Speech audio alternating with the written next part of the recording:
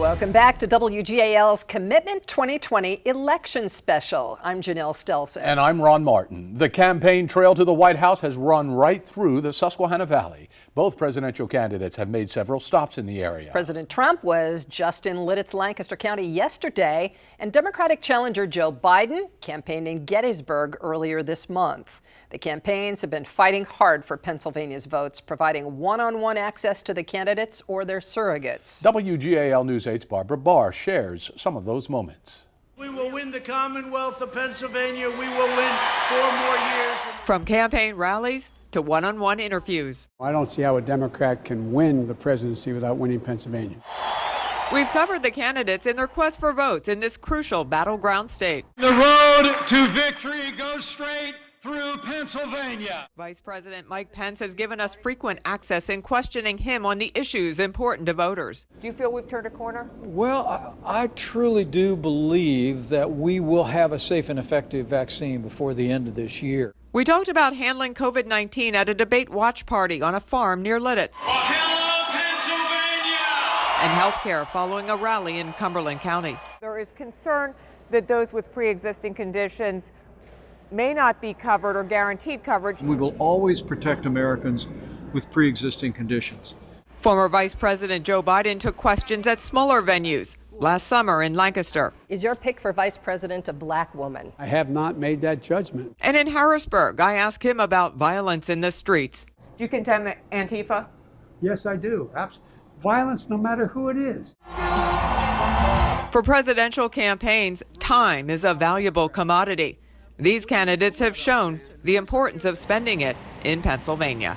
Barbara Barr, WGAL News 8. 2 Susquehanna Valley natives are vying for the 11th Congressional District in Pennsylvania.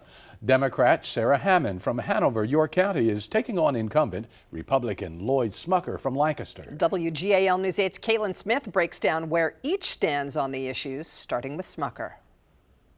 If elected, this would be Lloyd Smucker's 3rd term serving Lancaster and parts of York County. He also served on the state Senate before that. His top priority moving forward? The first thing we have to do is defeat COVID. He and his opponent both feel reopening Pennsylvania is important, but how close we are to fully doing that is a point of contention. We're certainly seeing light at the end of the tunnel. Before becoming a congressman, Smucker was a businessman. And he says competition is healthy, especially when it comes to health care.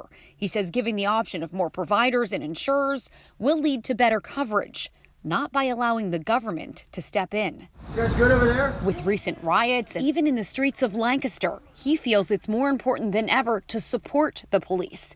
He'd also like to continue supporting businesses, big and small, by maintaining reduced taxes. It once again goes back to his background in business and encouraging competition. What you want to be careful of is that you're not disincentivizing that job creation that is so important. Now he faces his own competition in Sarah Hammond.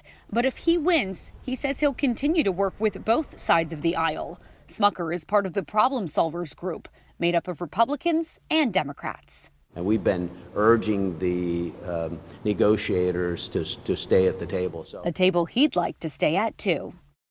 That gives me some call time. This is Sarah Hammond's first run at a seat in Congress. It would be the highest and most humbling privilege of my lifetime. But she has run for state Senate before in a special election for the 33rd District last year. She lost to Republican Doug Mastriano.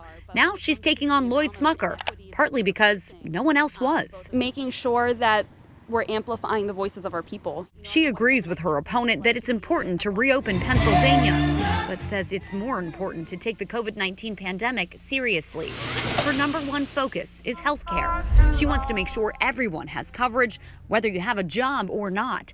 And she'd pay for that coverage by raising taxes on those making more than $500,000 a year and big businesses. To make sure that people have the accessible access to the care that they need, and to take it a step further, making sure that we find a way to include comprehensive dental and vision and things like that that are often out of reach for our workers here in South Central PA. Another top priority, the climate, and coming up with ways to reduce pollution in our own backyard and beyond. Sometimes I get, looks and a little pushback for that. Sarah, why are we focusing on that right now when so much is going on? But when we look at the economic layout of our district, agriculture is huge.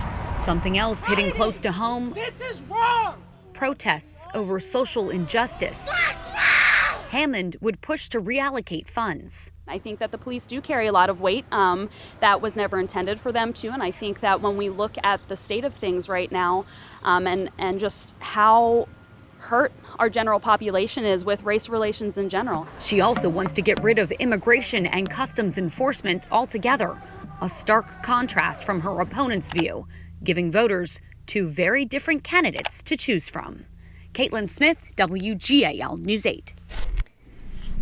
The state's 12th congressional district has incumbent Republican Fred Keller facing two challengers. They are Democrat Lee Griffin and Libertarian Liz Terwilliger. The 12th district covers northern and central Pennsylvania, including Perry County.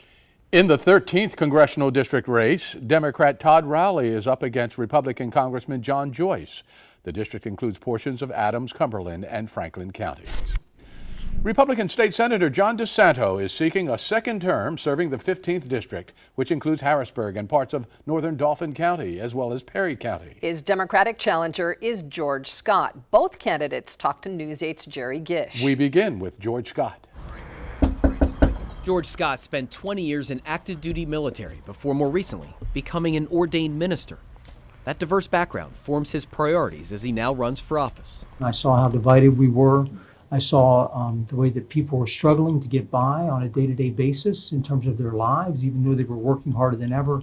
And I just felt called to get involved. Scott says his top three priorities are health care, public education, and reforming state government. I want to make sure that everybody has affordable, accessible health care, and I think the state does have an important role to play in that. I want to make sure that we have public education, which is quality public education, regardless of the zip code that you live in.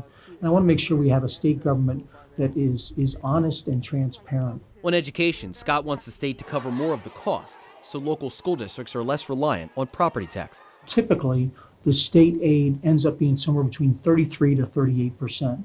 So all of that additional funding now that load's been transferred down to the local level. And so what you see districts that are trying to make that up through property tax. Well, that's me. I'm running for state senate. This is Scott's second time running for public office, and he hopes to get the chance to make a difference. We've got an election that's very contentious.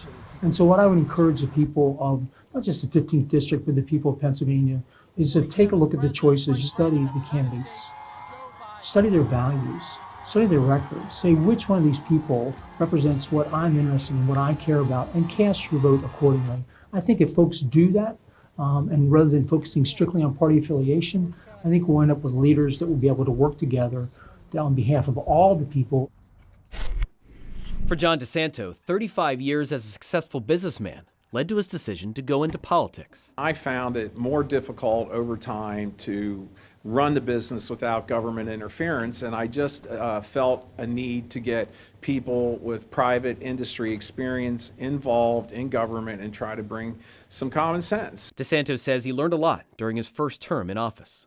It's easy to throw bombs when you're on the outside, but when you get in the inside, when you're elected, you have to build coalitions. You have to make a difference, and I think I've been successful with that. DeSanto says he worked on a bill that would force former state employees to forfeit their pensions in certain cases. Holding politicians accountable with my pension forfeiture bill so that people like Bob Mello and Jerry Sandusky don't continue to receive state pensions after committing crimes in their government jobs. He's also worked to get more screenings for newborns and reform the occupational licensing system. I believe that people that have made mistakes and paid their debt need to get re-engaged in society, and that solves a lot of our problems. Looking forward, DeSanto wants to continue working toward reopening the state safely during the ongoing coronavirus pandemic. What the governor is doing to our economy is egregious, and I believe other states have demonstrated that we can open safely and still maintain businesses, which maintain jobs, which maintain families, which maintain income. Building a business, you have to be a leader and you have to push change through. And in government, that's what I'm trying to do. And I've done what I said I would do. I have the smallest staff in the Senate.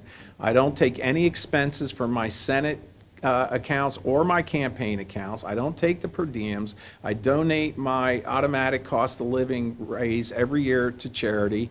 And I've worked across the aisle to get things done. You need strong leadership and ability to communicate with people and defend your positions and values. And I think I've done that steadfastly. Jerry Gish, WGAL News 8. If you still have your mail-in ballot, fill it out now and don't wait. Hand deliver your vote ballot at a secure drop box or at the County Board of Elections. Governor Wolf is now urging voters with mail-in ballots to hand deliver them to avoid any mail delays and ensure that their vote is counted on Election Day. The governor says to find a ballot drop box. So how do you use one? WGAL News 8's Matt Barquero shows us in our latest voter guide. Each county in the Susquehanna Valley has at least one place to drop off your ballot, and some have multiple places. So we'll walk you through how to find them and then what to do once you are there. First, go to votespa.com and look for the ballot return locations. Then you can look by county to see where your drop box is. Also check the hours. They're not available around the clock. And some counties are extending their hours, including weekends, as we get closer to the election, so you want to check there.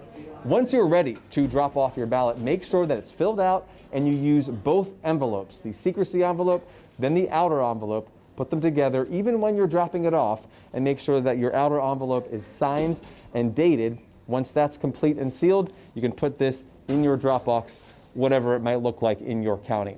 Remember, you can only drop off your own ballot. You can't drop off anyone else's, not even your spouse's, and it must be dropped off, if you're hand delivering it, by 8 p.m. on election night, or it will not be counted. One more thing, you cannot drop off your mail-in ballot at your polling place. So make sure you do it early, find where you're going, and have a plan. In Lancaster, I'm Matt Barquero, WGAL News 8. Our next voter guide will show you what to do if you got a mail-in ballot but would like to vote in person. That's coming up in about 10 minutes. Coming up, WGAL News 8 political analyst Dr. Terry Madonna explains why there might not be a clear winner in the presidential race on November 3rd. His election night takeaways next.